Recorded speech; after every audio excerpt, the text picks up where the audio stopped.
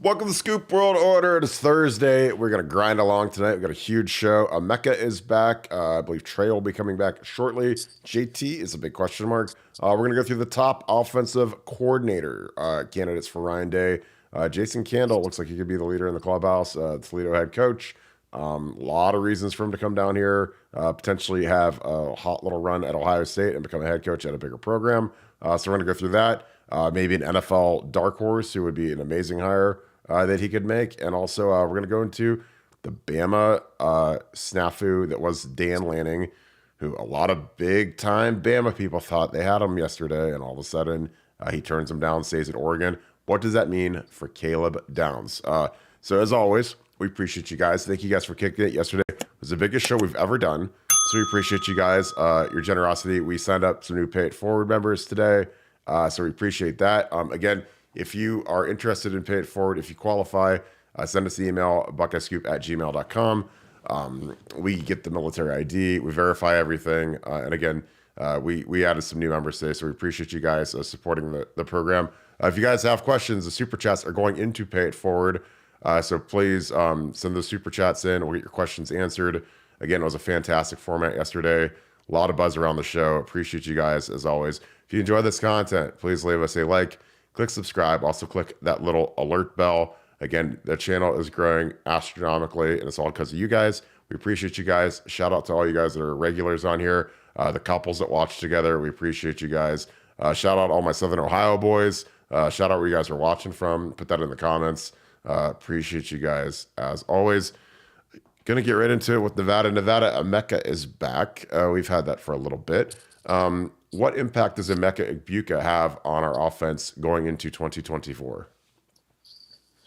Well, I mean, Emeka coming back is just enormous. I mean, in any other situation, any other day, any other offseason, that would be like the biggest news of the offseason. But we've been so remarkably spoiled by this run that Ohio State's been on. And, you know, I just want to take a step back and recognize, and there's no precedent for this happening. Even, you know, in the years when they had a lot of guys come back, you've never had this many draft-ready guys come back. We've talked about all the reasons. We've talked about how this is one of the positive benefits of NIL and how this can get kids to stay in school, you know, longer, which enables you as a fan to kind of develop your identity and your recognition of the players longer, which is, for me, is a net positive and one of the really good things about name, image, and likeness. But I want to start out by saying Ryan Day is having a really good offseason. He is having a really good offseason. And the way he's navigating the waters, the way he's handling the coaching changes, the way he's getting kids out of the portal, the way he's finished up his recruiting class, and then keeping his kids in school, that is not easy. That is not easy. As we talked about earlier, it's pretty much without precedent at Ohio State, and Day deserves a lot of credit for doing this. And again, I am not a Ryan Day apologist. I'm not a Ryan Day fanboy that's going to sit there and think everything that Ryan Day does is great. But he is having a great offseason. And as a result, as Ohio State fans, we can sit here and talk about a day where Emeka comes back, and we're just like, oh, ho hum, Emeka's coming back. You know, one of the best wide receivers in college football, a guy that we would have thought, you know, at the beginning of the year, there's no chance that we see him for another season, but he's back. What's the implication of that? Just another elite weapon, you know, to give to Will Howard and kind of part of the toy box. And, you know, you pair Emeka with J.J. Smith, with Cornell Tate, with Brandon Innes, with Judkins, with Henderson. I mean, it's really an embarrassment of riches right now on the offensive side of the ball. And I'm excited. I'm excited to see who will Ryan bring in as the offensive coordinator, as kind of the maestro of this whole thing, and how's that thing going to go down? Because there's some really interesting names being bannered about right now. But whoever it is, it's going to be a very attractive situation to come into, because they're going to have the chance to come in and shine immediately, because they'll have all the bells and whistles and more so. So I'm excited to get into that. Well, you know, a name that I think a lot of people have heard, and I'm exceptionally familiar with, is Jason Candle. Jason Candle's the head coach at Toledo. I've known him for 17, 18 years now. He's through the ballot union tree. Coached under Matt Campbell at Mount Union. Went with Campbell to Toledo. He's a guy that I think has a lot of similarities with Ryan Day, but I think he runs the quarterback more. And the hard part about like when you're at a place like Toledo, his salary is about 1.1 million or so, which is good. But if he comes to Ohio State, he's probably going to make 2.5 ish or so. And I think that that's something that if you're trying to really get to that next level in your coaching career, I think that leaving the MAC and going to a place like Ohio State and being the offensive coordinator at Ohio State, I think you have a much greater chance of getting that next big job, that next big head coaching job, if you leave the MAC. And again, like Sean Lewis did the same thing last year. He went with Coach Prime in Colorado. It started off incredibly well, and then it was a disaster where he got demoted. They took the play calling away from him, but he ended up as the head coach at San Diego State. So, he went from Kent State to Colorado to San Diego State.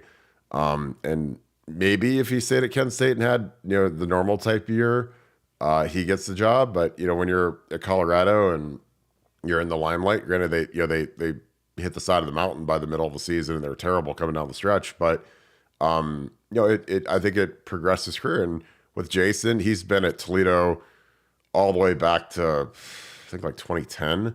He was there when Matt was there with Tim Beckman. Tim Beckman left and went to Illinois. Matt Campbell, who I've known literally since 97. Matt, we went to the same high school together. My girl cousin's best friend is married to Matt. I've known Matt forever. I used to go up to Mount Union all the time when I was playing at Ohio State because my high school coach worked on that staff. So I go up there and work with their linemen and kind of talk shop with them a little bit. So I've known Jason for a long time. And his contract right now is making about 1.1 million at Toledo. So I talked to some Mount guys this evening and this afternoon. He loves to throw the football. And so if I know there's one thing that's music to Ryan Day's ears, it's a guy that likes to throw the football. But when you're this guy, Daquan Finn and Penny Boone, his two best players, both got poached in the portal. So that's going to be kind of the disheartening part about being at a place like Toledo, where and he lost a really good guard, Vinny Scurry, who actually went to my high school, went to Texas Tech. This past portal season. So he lost 3 of his best players on offense in the portal. So you think you're going to have a guy who's like an all-MAC quarterback coming back and he takes off, and then you have an all-MAC running back and he takes off. So can you ever really expect to build and grow a program when your best players are getting poached when you're a MAC coach? Because that's kind of what it is now. If you're at a MAC school and you have some superstar freshman or sophomore, he's going to portal and go to Auburn or Ole Miss or Purdue or Michigan or wherever. So for Jason, it makes all the sense in the world. He's a guy, he's from Salem. So he's, his family's from Ohio. So obviously I think that the prestige that would come with running Ohio State's offense, especially given, you have Will Howard, who's an absolute freight train, 6'5", 240.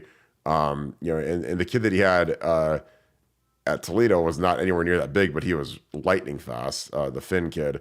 But I think that his expertise in running the quarterback is something that would be intriguing to Ryan, just because I think that, we haven't really done much of it, and ways to get a quarterback out in space where he doesn't get hurt.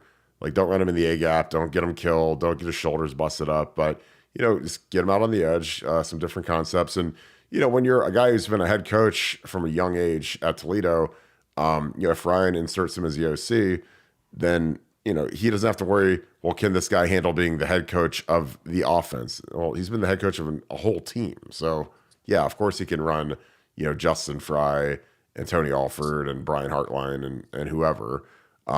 So I think that would be good because, again, like, people, like we talked about this earlier in the day, Nevada, well, would you leave a head coaching job for a coordinator job? I'm like, well, yeah, if you go from making 1.1 million to 2.5 million, and then, if you're the OC at Ohio State, there's a good chance if you have a big year, you're going to be interviewing for really good head coaching jobs where you'll be making 8 million, 10 million, then yeah, it makes sense. And he doesn't have to leave Ohio. He doesn't have to go to Southern California or Florida or Bama or Texas. Like, he'll drive, 3 hours down down the road to Columbus, and I think his family would be thrilled. So this one makes a lot of sense. Your thoughts on that, Nevada? And we're going to get into some of these super chats because they're starting to stack up.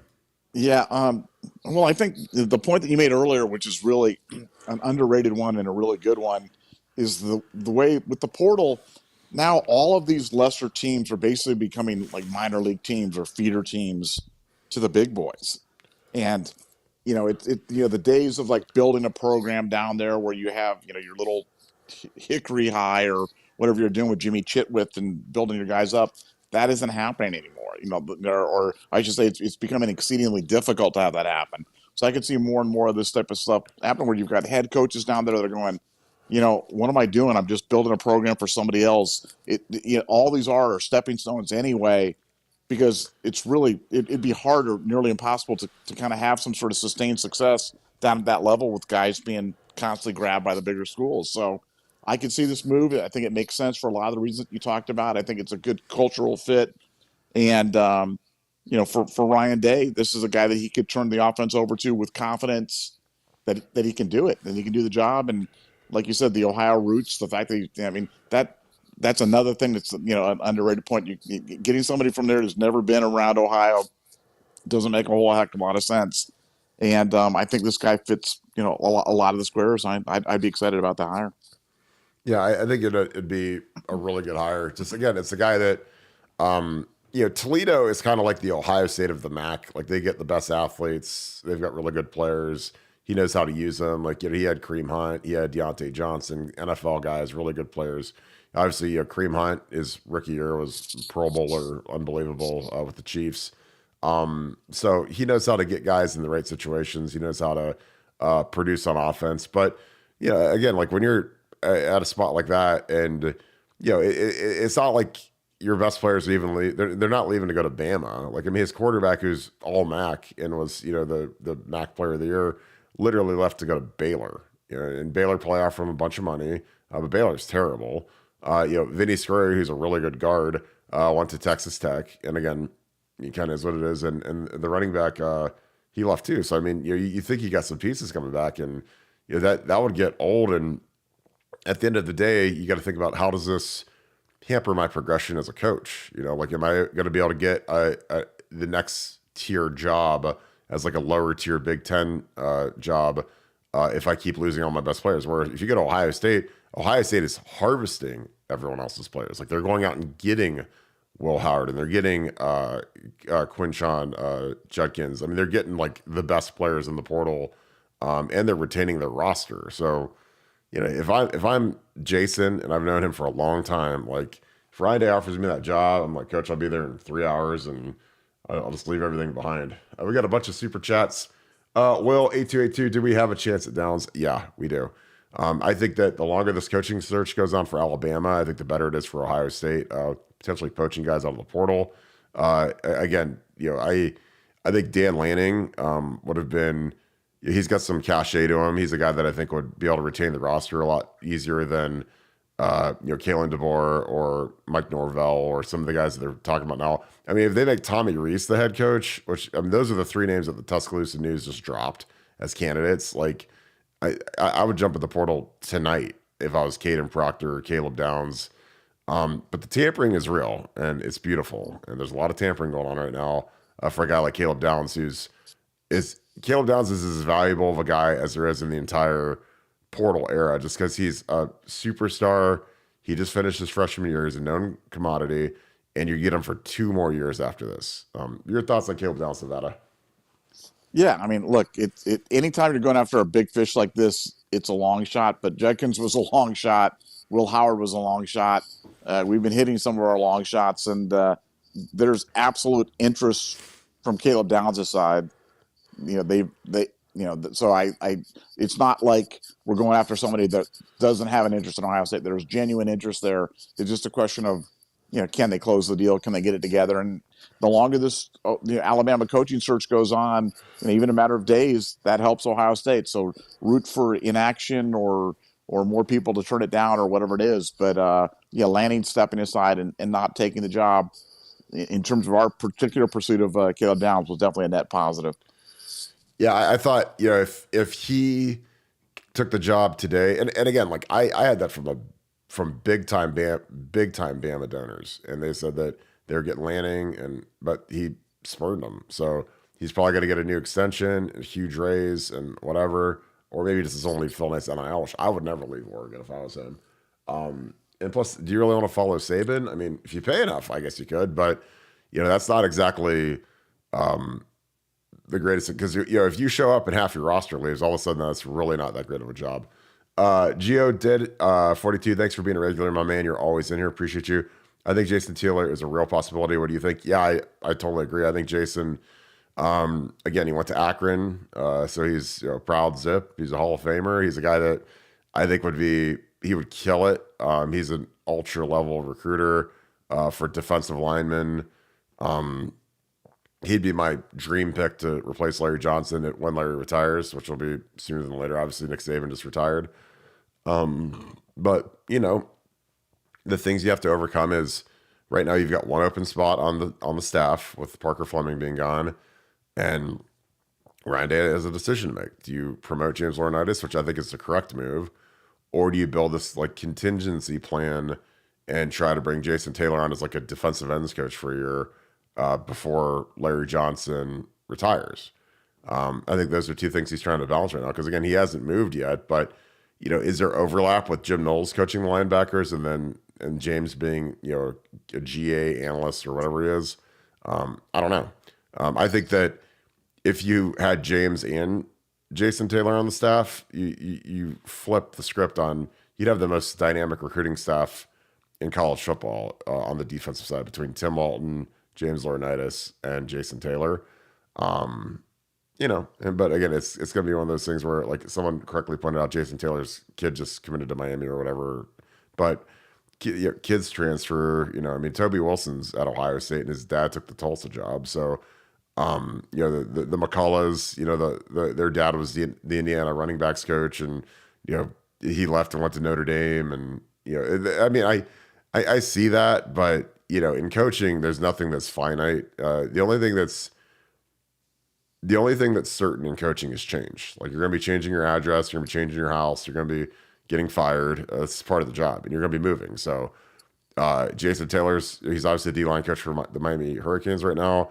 He's lived in Miami for a long time, being a Dolphin and post-career. But if he really wants to get into coaching, like, you don't grow roots. Like, that's part of the thing with coaching is, unless you're like Nick Saban or you're at the top of the food chain. I mean, Bill Belichick just got fired today. So if he get fired, then anybody can get fired, because that's kind of the name of the game in modern college football. Nevada, your thoughts on Jason Taylor? Yeah, that's a tough one. I really have mixed feelings. Like I see it as a transitional piece, as a kind of successor to Larry Johnson. All the sense in the world. Love it, got it, understand it. But if it costs us James Laurinaitis in the meantime, is it worth it? Not sure. That's a tougher one for me, because I'm such a big James Laurinaitis fan and believe that he'll be so good as accountable coach for Ohio State. So, if there was some way that you could go through a staff configuration that you got Taylor and James, then I'm all in. I don't know how that works, and I'm not sure who would have to go, whose head would have to get lopped off. That we're not this is kind of like that season 1 last episode of Game of Thrones, where the Alan, whatever his name was, that was on the masthead, got his head chopped off at the end, and you're like, man, he was the star of the show, and he just got his head chopped off. So who would have to go in order to make room? I'm not sure how that would work. I mean, it'd have to be Larry. I mean, if I you're keeping both, I mean, I know, but you can't. I don't know how you whack Larry. Yeah, how do you whack Larry? I mean, like, how does that work? I mean, the big shuffleboard court in the sky. Dick Buck, appreciate you, my man. Dick Buck, it's like Dick Buckus, kind of. Thanks for the deuce. Caleb D is looks like a Buckeye. I have that on good authority.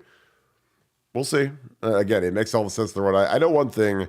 These kids, especially a guy like Caleb Downs, who's already on the radar to be a 3-and-out NFL guy, they don't want to spend their 2 years at a rebuilding Alabama program. They don't want to be playing for some Mike Norvell, or they want there to play for the GOAT. You go look at their recruiting photos; they all got the GOAT's hat on. They got his little Saban's little golf hat or whatever you call it. I mean, they all came to play for Saban. He's gone now. And the thing is the way he did this, there wasn't a succession plan in place. So it's not like he's out and then Tommy Rees is some, superstar young OC and they're going to promote him to head coach and keep the staff intact. Like, no. Like, if you go hire Kalen DeBoer or Mike Norvell, they're bringing their staffs from either Washington or Florida State, and they're getting rid of everybody in that building. So all these kids are going to be like, man, I just signed up to play here and all my coaches are gone. Like, the DC's gone, the head coach is gone, the cornerback coach, the safety coach. Like, so, when kids have options, man, it's a scary scenario, but it's kind of where we're at. I mean, that's the thing about, what Urban did. Urban was very cognizant that he did not want a bunch of guys to lose their jobs. And again, that's why, bringing in Ryan Day as opposed to, there was, at the time when they promoted Ryan, like the other guy that was on the list was Matt Campbell when he was like the red hot name. If they bring in Matt, then, he's firing half the guys and bringing his Iowa State guys with him. So again, that's just how coaching works. Like, when you show up, you want a loyal staff and you're going to bring people that were loyal to you. And they're going to come with you everywhere you go. Like Tom Herman, when he went from Houston to Texas, he brought like 75% of his staff, and he might have retained, I think, one guy that was a Texas guy, and away they went. So, it's a very interesting world in coaching because, Nick Saban retiring has far-reaching implications as to, these players that can hit the portal for the next 30 days. And Caleb Downs is a guy that, we would pay a lot of NIL money for, and I've got that on really good authority. Rohan Van Gogh, thanks for the 5. Appreciate you, my friend. Could the OC hire, potentially fire Fry and have the O-line coach you want to bring despite Dave being tight with Fry? Hartline is off the table. Yeah, I mean, I don't, I know Mike Hallett, who's the O-line coach at Toledo. I don't know if he would be a guy that you do. I think it depends on how high up the food chain Ryan goes and who he gets. And, like if it's Joe Brady and Joe Brady from the Bills wants to be the OC and he wants to bring 2 guys with him, then I'm all ears, because that guy's the best offensive mind in football right now. I mean, I watched that Bills offense, and when you see Josh Howard, or excuse me, Josh Howard, I mixed up Josh Allen and Will Howard, but that's the perfect mix. You go watch that Dolphins game from Week 18 in the NFL. When they needed it, man, he was running Josh Allen, and Josh Allen delivered, and they needed everything to get into the playoffs and whatever. And I'll tell you what, like his scheme, we would dominate with. And again, and he won that national championship with Jefferson and Chase and Burrow, and he was calling those plays, and they scored like 80 points or whatever. They scored like 1 million points in the championship game. So that would be my that'd be my grand slam. I just don't think he's realistic. But for what he does in the NFL right now, again, watch the playoff games. I'll be rooting for the Steelers hardcore because I'd love to have this guy. But again, I don't know, if the Bills lose and they whack Sean McDermott to hire Belichick and Joe Brady becomes a free agent, again, this is pie in the sky. But, for what we have as weapons on offense with Will Howard, with Quinshon Judkins, with Travion Henderson, with Emeka, with JJ Smith, like this is the guy that could exploit it to the maximum. And he's done it at the highest level. Like the thing that he's got over Candle is he won a national championship as an offensive coordinator. He was there for a year, went to the Panthers, kind of bombed out there, was a position coach here, got promoted to OC when they fired Kent Dorsey, and they've been unbelievable since they did that. So he's the guy. The way he works Josh Allen it's my dream scenario for Will Howard. But yeah, your thoughts on that, Nevada? We'll keep getting through these. We got a ton of super chats coming in. Yeah, well, I guess my question for you would be, if you change the name from Joe Brady to Bill O'Brien or Dan Mullen, would you give them complete autonomy to change the staff and fire Justin Fry? Would those be big enough names to do something like that? Bill O'Brien for sure. Yeah, I mean he's won. I mean he's won Super Bowls, and he was at Bama, and coached at Penn State and made them pretty decent when they were I mean, they were down like 20 scholarships when he was there. Yeah, I mean, Bill O'Brien would be. I think his personality and Ryan's would be like oil and water.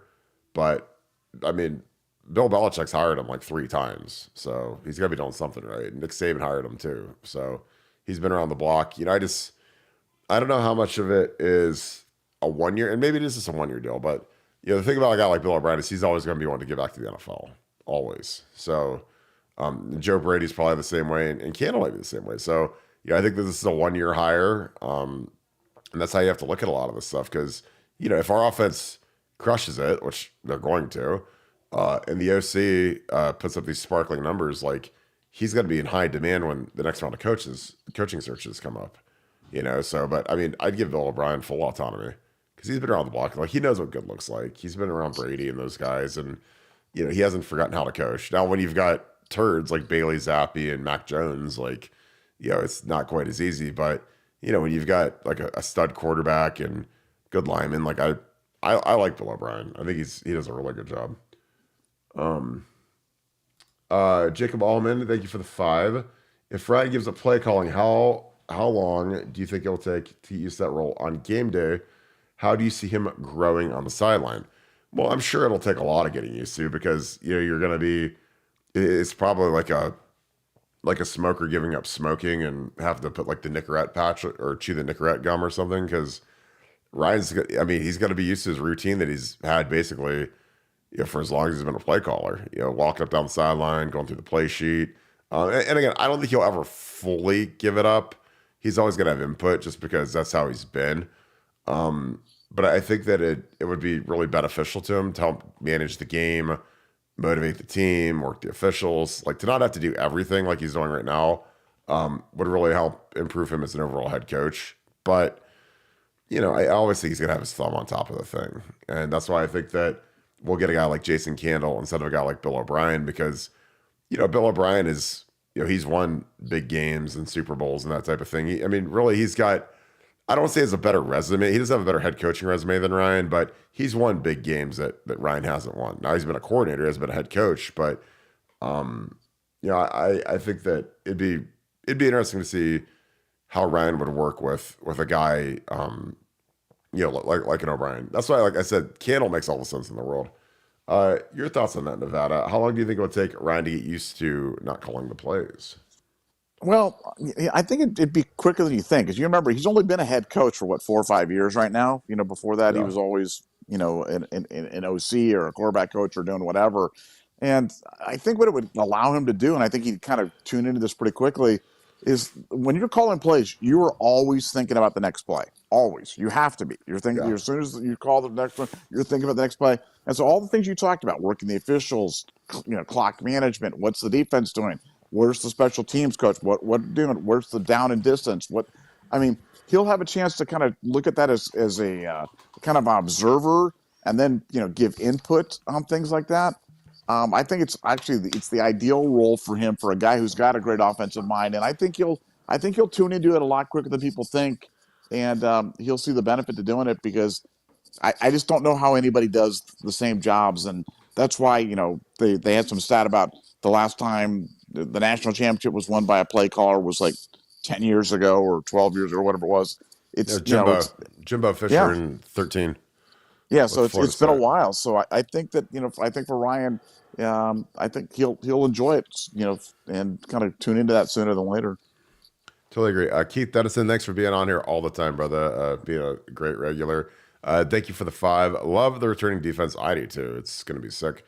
But slightly worried about Simon and Hicks being the guys, in quotes, at linebacker. Hicks has the talent, but we haven't seen much yet. Well, CJ's got to get a lot better before he's going to be the guy, because I would just as easily move Sonny Styles to a linebacker and have him be right next to Cody Simon, Gabe Powers, Nigel Glover, the kid that we got from Northwestern. There's a lot of guys that I think potentially could be kind of the co-pilot with Cody Simon, but CJ, this is kind of a make or break year for him. He's been a 5-star guy, a lot of hype, a lot of athletic ability. Nice kid. But man, he's got to lock in and do his thing and be productive and be where he needs to be. Because again, the one thing I know about Jim Knowles is if you freelance and you're not gap sound, you aren't going to play. You're going to be standing next to him, chewing sunflower seeds with a towel around your neck, wait until the end of the game to go sing Carmen, Ohio, because he does not play, and you better be in your spot. So, but I think CJ's got a lot of talent. I think that this is his moment. But the good thing is that there's going to be real competition for that second spot next to Cody. The benefit to Cody is that he's the old head now. He's the guy that can call the defense, which is great.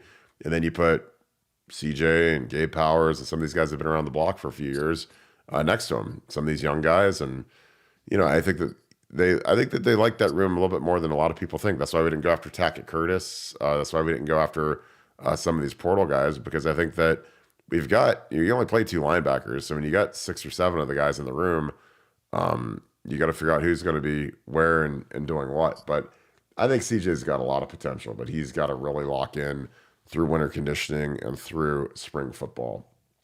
John Mertz, thanks for the 5. Appreciate you always being on here, brother, as always. If James Laurinaitis is hired to replace Parker Fleming, what staff member will be let go to hire the new OC? Well, I mean, I honestly, I would think it would be Corey Dennis, just because, I would imagine if you hired the new offensive coordinator, he would be the quarterback's coach as well. So he'd be the OC slash QB coach. Again, I don't know how you reorganize the titles. Excuse me, when you have Brian Hartline, he's a wide receivers coach, and then you have Justin Fry. You really can't have 3 offensive coordinators. So I don't know how they'll redo the titles, but it would make sense. And again, if I'm drawing up my staff on how I want it the most, I'm putting the offensive coordinator as either the quarterback's coach or the tight ends coach, not receivers, not O-line, just because I think that, in the most optimal sense, he's a QB coach. That's why you see that so often. But tight ends coach is kind of an interesting spot because it is the easiest position to coach on the field by far. And plus, you're more involved in the run game than the quarterback's coaches, because the QB coach is basically obsessed with the pass game, because when it's a running play, you just hand the ball off, unless you're a big quarterback run team.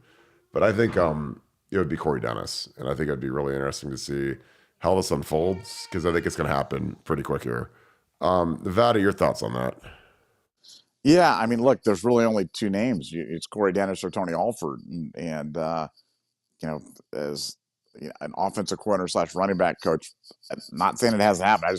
I don't remember seeing that. So, Corey Dennis seems to be the obvious, play. And then in the back of my mind, I'm like, is Dave just playing with all of us on this? And is Dave, because where we got this information is from the agents that are talking to him and from the players. The players, you remember, the players at the end of the year all do like exit interview kind of, downloads of the stuff going on. And Ryan kind of tells them his plan for them and for the Ohio State team going forward. And they're all saying, Ryan is saying, I'm bringing in a guy to run the offense. I'm bringing in a guy to do it. But would he swerve at the last minute and just go, I'm just going to ride. I'm going to ride or die with my guys, and I'm going to keep going the plays myself. And I just I know, as crazy as that sounds, that thought has entered my mind, more than a couple of times here over the last 24 hours, because you've got to get rid of somebody else, and the Corey Dennis thing is touchy. So we'll have to wait and see on that one.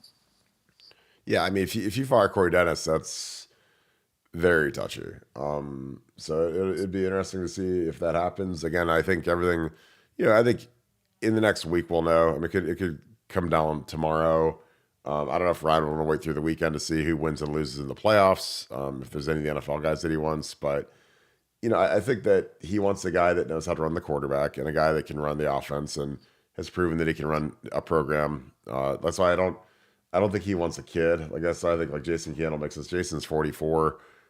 He's been coaching Toledo for, at least 6 or 7 years. So, it'll be real interesting to see how all that goes. Francis Plum, thanks for the deuce. Was he the Toledo OC when they gave OSU issues? I don't know what year. I know that Ohio State's played Toledo a few times. But I know that in 11 he was the wide receivers coach. In 11 they almost beat us. They're on the 5-yard line going into the end zone to beat us. And they thank God Johnny Simon sacked that guy because we almost lost to Toledo at home when we were just god awful. Because I talked to Matt Campbell about that all the time. He's like, I hate Johnny Simon so much because we couldn't block him, and we sacked their quarterback as they were getting ready to score on us because we were just so bad in 2011. Last time we played them in 22, we beat them 77-21. So I don't think that might have been the one you were thinking of. So I imagine statistically we didn't do too much against them. But in 2011 they almost beat us. So, but yeah, they ran for a $124 and they threw for 183. So that probably isn't the game you're thinking of. But no, he was a receiver coach. Matt Campbell was the OC in 11 though. I know that for sure because I've talked to him about that about 1,000 times and it was always hilarious. David Dicker here. Appreciate you, my man. Thanks for the 20. Would love to see Trey I slot sim next year. I would love to see that too. In the slot next year. I think, yeah, you gotta throw him the ball more and use him more like Kamara. And a tall end zone package with Thurman, JJ, and Witten. That would be very interesting because you'd have 3-6-6 guys out there. I've been critical of Ryan with his red zone stuff because we took Marvin off the field a lot in the red zone, which drove me crazy when you've got a 6'5" guy who's probably got the best ball skills in the country, and we'd have him standing next to, Brian Hartline on the sideline when we're down in the short red area. But I think it'd be interesting to see Jelani Thurman develop into that. JJ, Witten, the kid from Glenville, is obviously really coming on as a big freaky athlete. So I'd love to see that. Again, I think height is difficult to defend in short areas where, if you're running a fade, it's like you take 2 steps and then you jump and grab the ball. And for most corners, they're not 6'2". Most corners are 5'11", maybe 6 foot. So you get one of those 6'6" guys out there, that's kind of terrifying. And we've got a lot of these big, long athletes coming in, which makes it really fun to see what we can do. Nevada, your thought on a tall package? Because I think that sounds amazing. Well, Jelani Thurman, just to kind of focus on one guy. He had a tremendous bowl prep, and if you guys remember, he actually started the game. He was out there when they ran out there to start the game. He was out there with the ones, and no, I think he's the guy that we're going to be seeing more and more of in terms of the tall package. Would love to see it. Will we see it? Don't know, but it's a great idea. It'd be very difficult to defend. As a former defensive coach, you can't teach tall. You can scheme away other things, but if a guy is taller than your guy and can go up higher than I lost a championship on that play where the guy was just taller and just went up over a guy and got it. And there was nothing we could have had a ladder, and there was nothing we could do to get to that ball. But tall is good. Florida State just got hit with some pretty good NIL penalties. Wow. Their OC, who's a really, really, really good line coach, Alex Atkins. If you guys asked me who would be a guy that I'd want to consider for if Justin took off, Alex Atkins would be right at the top of the list. He got a 2-year show cause order, 3-game suspension, and then a bunch of other things. But yeah, there's some pretty heavy sanctions coming out on Florida State's NIL. So some of these guys, they better tighten up because the NCAA is, as much as people want to say the NCAA is toothless, I don't buy that at all. They take their time, but when the hammer comes, the hammer's coming. Coach Billy Taylor, the rumors about Jason Taylor, how real are they? There's definitely mutual interest. Again, Jason Taylor, as much as people want to act about James Laurinaitis says he wanted to get into coaching or be a coach or be on the road or whatever, it's a millionfold for Jason Taylor, but he's doing it. He's with the Hurricanes now. He's traveling, but he's still in South Florida, still in Miami. James is a Buckeye. James is here. And James wants to be a coach. He wants to be the next, coach, coordinator, head coach. That's the progression that he wants to do.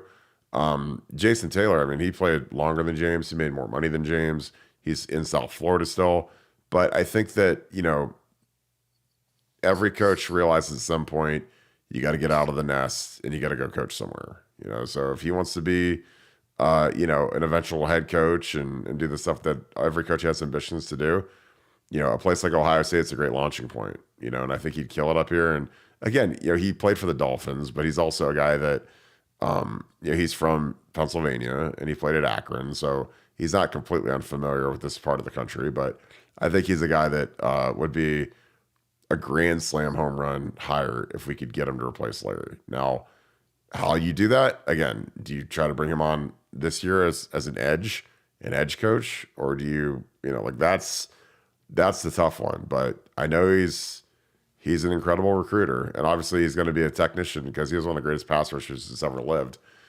So I love guys like Jason Taylor because how could you not want to? If you're a young defensive end D tackle, how could you not want to learn from a guy who's got I don't know what his career sacks were, but I think he's like a top 10 all time sack guy. He was that good in the NFL. He played a long time too. Defensive player of the year, just a phenomenal player. So, but I think that this is going to be the decision of the offseason for Ryan Day is, do you try to go throw a bunch of money at Jason Taylor or do you promote James Laurinaitis? And that's going to be something that I'm sure is going to, Ryan's going to have to make a decision on. Your thoughts on that, Nevada? Yeah, no, the answer to the question, the interest is definitely real. And, you talked earlier in the show about kind of succession plan. Now you're talking about it relative to Saban and Alabama in the head coaching position. But like you said, for the coordinators positions and, for the defensive line position, to have that guy in place because, Larry, as great as Larry is, he's not going to go on forever. I mean, at some point, he's going to call off the jam. And when he does, if by some chance you had Jason Taylor, in your lineup, that's a seamless transition, and that would make a whole heck of a lot of sense. If and when that does happen. One of the great unknowns is how long does Larry want to continue coaching? Our information is, he wants to keep going and keep going for a while, but that can change. Saban was saying the same things, and then his wife got sick, and then he was like, "Bang, I'm out of here." So it'll be interesting. Like I said, it is the decision of the offseason as far as I'm concerned, and it'll be interesting to see which direction Ryan Day goes. Yeah, and as a lot of people mentioned, his son who went to Arizona literally just transferred to Miami. So again, does that completely kill everything? No, because he could always transfer to Ohio State too. But you see these families make decisions and go to certain places, and then it doesn't always stick. Because again, like the McCullough kid, Daya McCullough and those kids, they all went to Indiana to be with Dad. And then Dad got offered the job at Notre Dame by Marcus Freeman, and Dad left. So, is that a deal breaker? I don't think so. Yardvark's Lawn Care, next with 5. Would love to see Caden Proctor at right tackle. That would be a huge get. How much money should we throw his way? He'd probably cost at least 500. I'd say 500,000. What do you think about the Texas model where they pay 50,000 a year for each O lineman? I think it's a great model. I mean, I think that.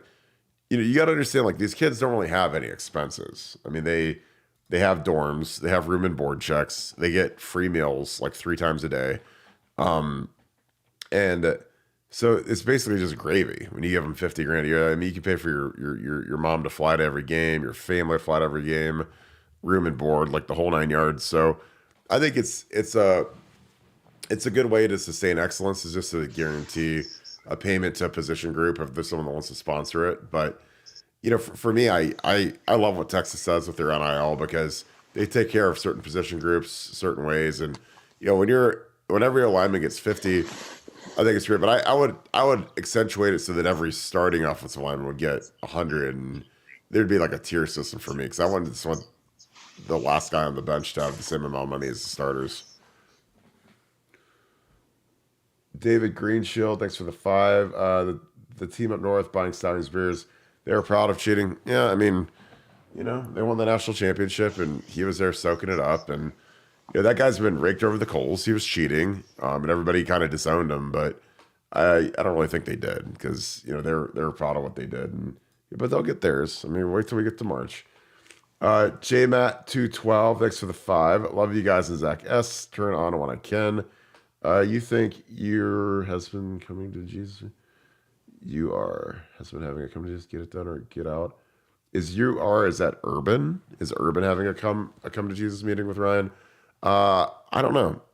I don't know how much he's involved in the program anymore. I think Ryan's having maybe the best off season in Ohio State history right now. Between the getting 7 guys back, and then you get the stat. If we get Jason Candle, or even more importantly Joe Brady, I mean, this would be the greatest offseason of all time. But I think that Ryan knows that he's up against it this year, and he's not screwing around. I mean, he's getting after it, and he's got a lot of guys coming back. And in the past, we've had teams where guys would be going pro, and it was kind of like this. There's kind of like this feeling around the Woody Hayes where guys couldn't wait to get out of there, and now guys are coming back because of NIL. So again, a lot of people hate NIL. I love NIL because our team is way better this year because of NIL, because of the guys that we were able to get in the portal: Will Howard, Quinshawn Judkins, and then the guys that we retained. I'm talking Emeka, Trey Henderson, Jack Sawyer, Ty Leak, Denzel Burke, Donnie Jackson. Those guys all have gone pro in the past. So, again, you got to remember, NIL for Ohio State is outstanding for what we can do. Nevada, your thoughts on? I don't think Urban had a come to Jesus. I mean, I don't even know how much those guys talk anymore, honestly. Sean Kretka, thanks for the deuce. Your gut feeling on JTT and Trey right now. I'll let you go first on this, Nevada. Gut feeling. I mean, but Trey's back, so that we're just waiting for that to drop. That could happen tonight, could happen tomorrow, but that one done. Gut feeling on JT. I think JT's coming back, and I just think he's coming back. I know that the package that they put together for him is a really good one. I know he wanted more, but with everybody else coming back, and I've talked to people that are close to him, I've heard he's coming back. So I don't, I could hedge it and go, well, I'm not sure, and it could be a jump ball, it could be 50-50, or it could, and it might be, and it might very well be. But I have not heard from anyone that he is not coming back, and I've heard from several people close to him that are telling me he is coming back. So when we first started this, you guys know that you guys have been on the show for a while. You guys know we told you at the very beginning of this whole thing. Look, our information was that Ohio State's going to run the table on everybody but Marvin Harrison and Mike Hall. And, it's almost a knock on wood thing, but we've pretty much run the table on everybody but Marvin Harrison and Mike Hall. So if we can complete this one, this would be one of the great sweeps of all time. But I think it's going to happen. Oh yeah, I agree. I just got a text about Dabo Sweeney. Dabo didn't take the Bama job, did he? No way. I'd die if they took that. They're not going to get Dabo. I had to verify a text. I was like, that didn't happen. Yeah, JT is a guy who's truly up in the air. He's been offered $1.8 million to stay. I don't know. Like JT's a different cat. He marches to the beat of his own drum. I think he'd be insane to leave right now because the team's going to be really good. Michigan's going to be down, and Michigan lost their guard and their linebacker to the draft. They're going to lose their head coach. Get them in Columbus. You're going to have a loaded team. Like, why would you want to miss that to go to the NFL? You can go to the NFL next year. You'll be fine as a 22-year-old. But that's just my opinion. I think that this is going to be an all-time year for Ohio State, and I'm really excited about it. Poohbeard12, thanks for the deuce. Feelings on Keenan Bailey. Could he be expendable? He is Ryan Day's guy, so he is not going anywhere. I've been told that. I've had people tell me that he's a good coach, so people that I trust. So, again, I don't know. I thought our tight ends were good this year. I thought your Cade was banged up for a lot of the year. I think that their blocking has been atrocious for the last year. But, I think that, if you're Ryan Day's boy, then you get a lot of protection in that building. So, Keenan is Ryan Day's boy. So don't make any bones about it. But, I need to see more, to be honest with you. These tight ends, this will be a real year because it's going to be, you're going to have G. Scott back, and he's as bad of a blocker as I've ever seen. And then you get Jelani. I mean, Jelani's the guy that you really have to develop. Like, this is the guy that'll tell me how good of a coach you are because he's got more ability than anybody that's been in the tight end room since probably Ricky Dudley. But can you harness him and get him to lock in and focus and not be distracted and not be all over the place? Because I think that that's his issue right now is he's a freshman and got a bunch of dough in his pocket and he's not all locked in football. So you got to get this guy locked in. And, he's the kind of guy that you wish that Urban was still coaching because he would have his foot so far up this guy's butt that there's no way he wouldn't be a first-round pick. But I just don't know if they can get this kid tuned in. He's got a lot. I mean, he's got massive upside, but you can't take your foot off his throat. So, but that's my opinion. And again, I think that that's probably right. So this will be a huge spring for Jelani. Expedition Greg, thanks for the deuce. Any update on JT? Still up in the air. I mean, and again, he's truly up in the air. I've gotten conflicting reports the last few days. So you tell me, he stays, he goes. I mean, I've had people tell me, I had literally people in the last 2 days tell me that he's staying. I had another person say that it sounds like he's going. So I honestly don't know what to believe. I know that he's been offered $1.8 million. So again, that's firm.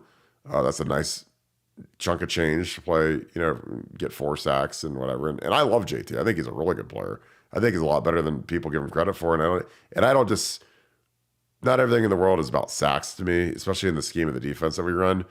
But I think that, he really needs to come back and kick butt for his senior year to get his stock to where it needs to be. Because I don't know how well he'll test, but I can't imagine he's going to run particularly fast. But he could come back and prove me wrong and have a huge All-American type season. Because he hasn't produced at the level that you'd expect the number one player in the country to produce at as a defensive end. Appreciate your expedition as always. Thank you for tweeting at me too. I love the tweets. Ohio 247. Thank you for the 5. If you have a question, toss that in the chat. ZZM, thank you for the 10. We need a guy that pulls wide receivers that don't block. Does Toledo's wide receivers block well? Please get someone that demands that. Please, laugh out loud. Dude, I'm right there with you. Jason Candle, his background as a wide receivers coach. So, again, I don't know how much say he'd have over Brian Hartline, but he'd probably have some if he's the OC, the real OC. So, it'd be interesting to see how all of that would work. But your thoughts on that, Nevada? I mean, Jason Candle. Again, I've been critical of our wide receivers blocking because I've seen it. This is total lack of effort. And there was actually a really good thread on our board today about Tank Dell's injury. Tank Dell is a superstar rookie wide receiver for the Houston Texans. He got hurt blocking, but the Houston Texans ran one of the dumbest plays I've ever seen. They had Tank Dell as like an inline blocker in like the interior of the offensive line, like a fullback or whatever. And Tank Dell is like 5'8" and like 160 pounds. And they had him in there and he got broken half and broke his leg, put on IR or whatever. But like, I would never advise us to do that with a wide receiver. And some of these NFL guys are so stupid they do stuff like that. But I'm just talking about like perimeter blocking, getting in the ways of guys and finishing blocks so Trey Henderson can actually get loose. But your thoughts on our wide receiver blocking? Well, it's got to get better. The good news is Hartline's Hartline's aware of it. 2, Hartline was a terrific blocker himself, and that's the thing that makes this so confounding. Is that Brian Hartline was an absolute special teams monster and ferocious blocker, and so you're not talking about a guy that wasn't good at these things, trying to impart these skill sets on these guys. I mean, he did this. There's just got to be a want to. The good news is there seems to be a recognition of it. We'll wait and see if he does it, but Brian's aware of it, and this is just a matter of effort. It's a matter of effort and a little bit of technique, but mostly effort. And we'll see. Brian's still evolving as a coach. He's a relatively young coach as well, and certain aspects of the job, he's an A++++. This is an area I need to improve in 2024, and I'm confident he will. Yeah, I totally agree. Sean Rollins, thank you for the 20. This is hilarious. I don't know what this means, but thank you for the 20. Pair character dancing under rain of confetti and taking his hat off to say, "You are amazing." I think that's some sort of an emoji, maybe, and I just read it out loud. But that is pretty funny. So I appreciate that. If you have a question, toss that in the chat. It looks like we're going to potentially... Oh, we got another super chat. As I was getting ready to throw out some Dominic Kirk's film. David Cottrell, thank you for the 5. Say Kiffin goes to Bama. That'd be my pick. Jackson Dart goes to the portal. Do you go after him or are you satisfied? I am satisfied with Will Howard. I'm not trying to upset the apple cart even further. Wouldn't surprise me if he went to Bama with Kiffin, honestly. I think that Pete Thamel in the last 2 minutes said it's between Norvell and Kalen DeBoer. So I think that's all going to be a moot point. Nevada, who would worry you more if they went to Alabama, Norvell or Kalen DeBoer?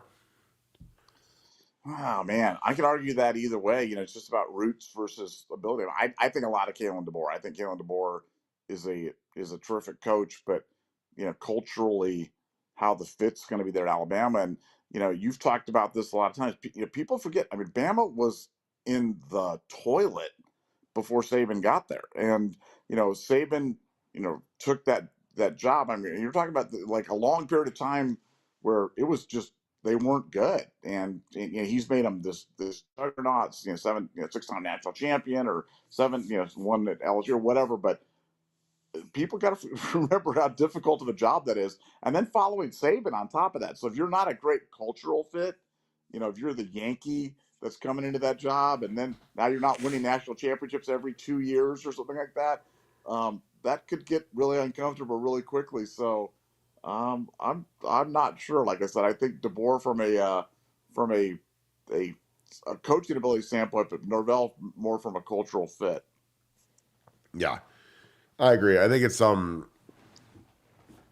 think DeBoer would be really strange. I mean, he's a great coach, but I mean, does he have ties to the South? I mean, Norvell obviously does, being at Florida State, but I mean, hey, I mean, this is a huge hire, and Bama is going to make a big splash. I mean, these guys that went after Saban when he said he wasn't going there, and they just kept up in the ante, and I think if you're Kalen DeBoer, you've kind of tapped out what you can do at Washington already, and you're never going to have the defense to win a national championship up there because there's no in-state talent in the state of Washington. You get like one JT2 Malo, and he leaves the state and goes to Ohio State. But just looking at that's interesting. He was at Indiana in 2019. So I was just looking at his background. Kalen DeBoer was at Southern Illinois, Eastern Michigan, Fresno State, Indiana. He was the OC QB coach in 19. Then back to Fresno State as the head coach 2021, and now he's at Washington. So that'd be an incredible rise. But again, he has no Southern recruiting ties. I mean, Nick Saban had been at LSU, and I know you can develop them, but you'd think if you're hiring a guy to be the head coach at the University of Alabama, they're going to have really good ties in Georgia, really good ties in Texas, like the places you need to go to win. But hey, I mean, he's obviously been a really good coach everywhere he's been, but he's been a head coach for 3 years now. So, and again, not taking anything away from this guy. 4 years, 20, 21, 22, 23. 2 years at Fresno State, 2 years at Washington. Like, is this really the best Alabama can do? I mean, but again, I could just be crazy. It looks like we're going to get another D end in the fold. Dominic Kirks is a kid who is from up north. Let me get his profile up here. This is a kid. He's committed to Washington. So again, this would help if DeBoer takes off. You get Dominic Kirks in here. Let me get this to click on. There you go. Dominic Kirks is a guy that I think a lot of people are excited about just because he's here. There we go. This is not picking up. So we'll get this fixed. He's a kid from Painesville Riverside. He's a guy 6'5", 250. We missed on some DNs. We got some open spots. If we lose JT, we definitely need to get another body in the room. He's a class of 24 guy. He did not sign early signing period. Nevada, I think this is about as easy of a flip call as you could ever imagine. He's going to take an official visit here. He's going to get the official offer. I can't imagine a kid from Painesville wants to go to Washington, especially if DeBoer takes off. But your thoughts on Dominic Kirks? Well, I mean, the last depth chart that I saw from Ohio State had him listed on the depth chart. So, like, they think they're getting him. So I think this is one of those foregone conclusion ones where I would expect him to kind of round up. I think that takes our roster size right up there at 84, 85 or something like that. Not that, roster numbers really all that relevant, but I think he is definitely going to be the last guy, entered into the class. And I think it's going to complete it until they get ready for, spring portal action out and spring portal, potentially portal action in. But I definitely think he's in the class. Yeah, I mean, This is kind of the interesting thing when you have the two signing days is guys like this um, don't sign, and maybe he was waiting for an Ohio State offer because he didn't sign early. But I mean, if Kalen DeBoer goes to Bama, I can't see any chance this kid sticks with Washington. Again, that is a haul, and I can't remember many kids from the state of Ohio that have gone to Washington to play for the Huskies because that is impossibly far. I played there my senior year, and that flight felt like it was 7 hours long. I mean, it was an eternity to get out there. But he's got a lot of upside. He's got good body type. We need bodies, defensive ends especially if JT goes pro.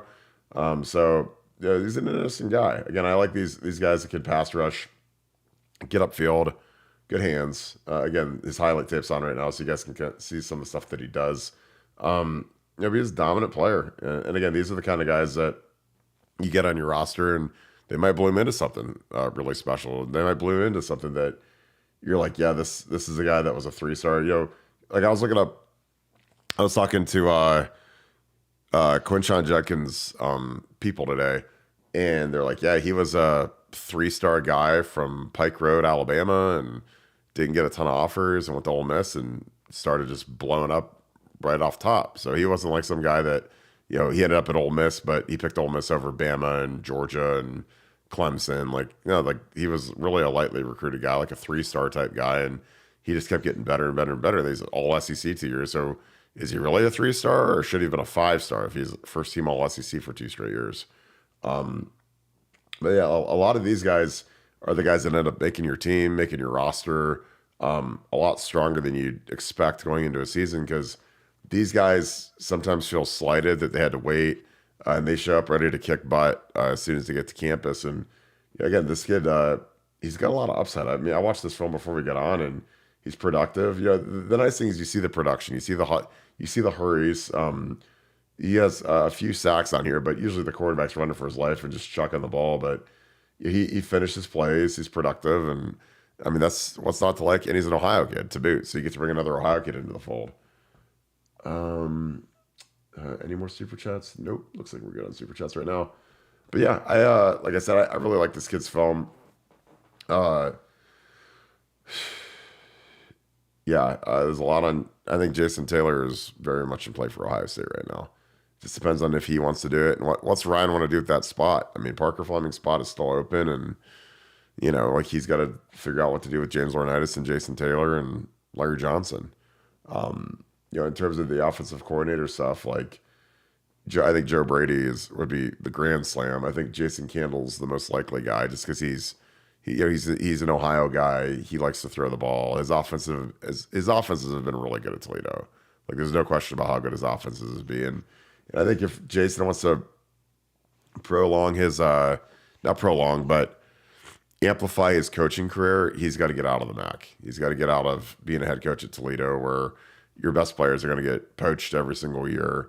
And you got to go to a place like Ohio State, which is kind of like a launching point to that next thing. Because he's different than Jim Knowles. Jason's 44, young, has a good look to him. They go, if we go score a bunch of points, we have the number one offense. Like he's going to be a hot candidate for interviews next round of jobs next year. So, but yeah, it's going to be real interesting to see how this Bama thing goes. Because this is Drew Dozer the Prophet. That sinus infection is kicking Kirk's ass. Yes, it is. It sucks, dude. But hey, we're battling it out for you guys. We appreciate you guys. How'd you guys notice? Because it does suck. Well, Nevada, we'll probably wrap this thing up. We got another super chat. Sean, thanks for the 10. No Stallions, a real non-conference schedule. Losing essentially all 23-year-olds in the trenches. What's left for UM? Bunch of 3-star sophomores. Was an outlier and all the way back to being a 93 team. Their schedule sucks. Their schedule is unbelievably hard. Like they got to play Texas. Texas is loaded. Texas will be a top 3 or 4 team next year. Obviously, Quinn Ewers announced he's coming back, but everybody already knew that. I don't know. I think that they're going to lose a lot of their studs. They lost their good linebacker. They lost Zinter, their really good guard. A lot of those guys are going to go pro because they just had the perfect season on 15-0, And one that'll be interesting is if JJ takes off because, I mean, Nevada, do you think JJ is going to take off? Oh, I think he's gone. I mean, every mock I see has him in the first round, and he'd be absolutely insane to come back.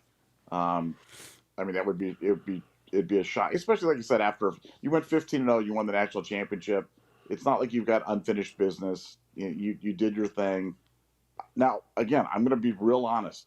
I want him to come back because I want to beat his smug little butt here in Columbus next year. But I don't think we're going to get that lucky. I think he's going to bolt before we get a chance to thrash him.